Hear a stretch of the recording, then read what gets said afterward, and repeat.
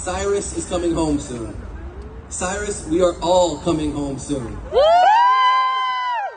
words of Berdاری, خنک شهر ایران که تخت تو را پرستند و بیدار بخت تو را.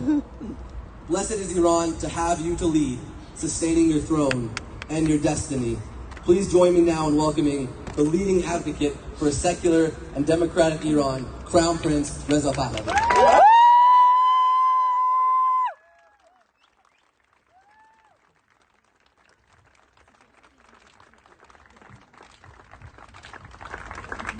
Ladies and gentlemen, good afternoon. خانم ها و آقایان، درود بر شما و خوش آمدید. Before I begin, I regret to share with you that only hours ago, we learned that Armitaa Geraound, a 16-year-old girl, finally succumbed to the blows that Ali Khamenei's thugs dealt her for being brave enough to be a woman in Iran. In honor of Armitaa and all those who have been killed by this anti-Iranian regime, let us join in a moment of silence.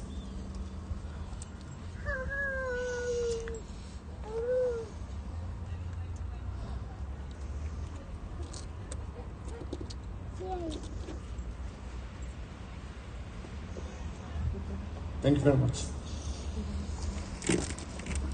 I'd like to start by thanking the World Within Foundation for gathering us today at the Millennium Gates Museum and the National Monument Foundation for hosting and opening this, their home, to us. Today we are here to honor not just one of the greatest leaders in the history of my country, Iran, but one of the most consequential visionaries of all time, Cyrus the Great. The world has seen great philosophers and great statesmen, but in Cyrus the Great, we see the unique combination of both. He was a profound thinker who outlined a groundbreaking vision for humanity: equality, respect, and justice for all colors and creeds. Yet he was also a capable statesman who was able to implement this historic vision and show his people a new way of life, not just in words, but in action. Yet, there have always been forces who fought against this vision and its implementation. Cyrus's vision was not great just because it was new.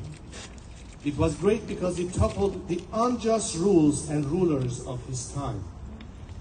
The Babylonians did not simply accept Cyrus's path of justice and righteousness. He had to fight to implement it, and he won. Unjust rules and rulers, regrettably, have not gone away. We see this with unfortunate clarity, as our region of the world is once again plunged into darkness by those ancient forces of division, hatred, and evil, with this month's terrorist attack against Israel. We Iranians are far too familiar with these forces of evil because for 4 decades they have occupied our country, Cyrus's country. So as these evil forces fight to annihilate our ancient cousins, the Jewish people, it is particularly poignant to be here to honor Cyrus the Great. But in these trying times, in the presence of this tribute to Iran's great statehood, I bring you a message of good news from my compatriots in Iran. During the 2,500-year celebration of Iranian civilization, at the seat of our historic empire in Persepolis, when Cyrus the Great's tomb lays, my late father called out to Cyrus in front of dozens of world leaders and nations, saying, "Cyrus, sleep in peace, for we are awake." As in many things, my father was a man ahead of his time, and we were forced to face a black page in the history of our nation under the Islamic Republic. But today, his words ring more true than ever, because today the youth of Iran are undeniably awake. Not only are they awake, but inspired by their forefathers, Cyrus the Great, they are fighting to reclaim our country from the forces of darkness and rebuild it with his vision. Indeed, it was 7 years ago on this very day, Cyrus the Great's day, that Iranians set their sights on Pasargad, the same location where my father delivered that speech. In the process, they set our country on a path to liberation and renaissance. The Islamic Republic, fearful of our youth's connections with their ancient inheritance and its power to inspire them to rise up against their tyrannical dictatorship, blocked the roads to Cyrus's tomb. Undeterred, some broke through the roadblocks. Others carried on foot. When they reached the barriers around the tomb, guarded by regime security forces, they forced their way over the blockades, facing violent beatings as they did. They were convening at Cyrus's tomb to honor his legacy under the darkness of the Islamic Republic, to remind themselves of the light of our history, but they did much more than that. They ended up inspiring a nation. When they finally reached his tomb, they realized just how vast in numbers they were. Tens of thousands of young Iranians seeking what Cyrus sought, Iran's freedom, prosperity, and peace with other neighbors, found out that they were not alone. They had strength in numbers and broke out in chants of, "Iran is our homeland, Cyrus is our father." This overwhelming organic gathering stirred our nation awake.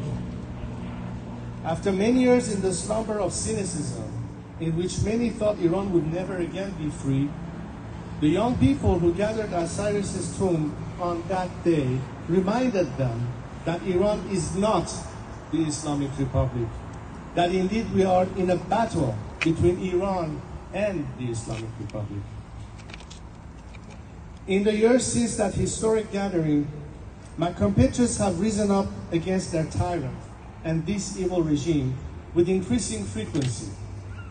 Too many young people who should be with us today no longer are.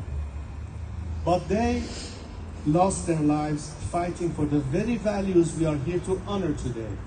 And I will make sure that their loss will not be in vain. I don't see many visionary leaders around the world today, but I do find them in one place, the streets in Iran. And we shouldn't be surprised, for after all they are heirs of Cyrus the Great. My friends, it is these visionary leaders who can bring about peace in our region. Just as Cyrus freed the Jewish people from Babylonian enslavement and helped them to rebuild their temple, today Iranians are fighting to free themselves from the enslavement of the Islamic Republic and to rebuild our own temple, Iran. When they are successful, I am confident that they will continue their march to reestablish Cyrus's legacy and build peaceful relationship with our friends, both Israeli and Arab, across the Middle East. So I say to all of our friends gathered here today, that if you seek peace in the Middle East, if you seek prosperity for humanity, if you seek the same values of Cyrus that we are here today to honor, do not let that just be a thing of the past, but a thing of the future. In closing, I'd like to return to this statue. The poet says, "This home is beautiful, but it is not my home." For us Iranians forced to live our lives in exile, that quotation has rung all true for more than 4 decades, as we have sought temporary refuge with those kind enough to grant it. But today, as we feel more hopeful than ever before that Cyrus's heirs are carrying on his legacy, we are closer than ever to reclaim our homeland and its rightful place in the world.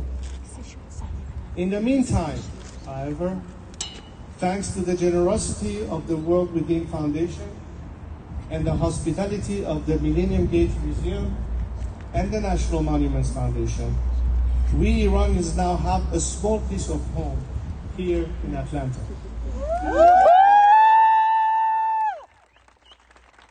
Thanks to you all, this beautiful home may not be ours, but we're proud to have a bit of our home in it. May we one day soon welcome you as loyal and true friends who stood by us in the most trying of times to our true home, Iran. Thank you.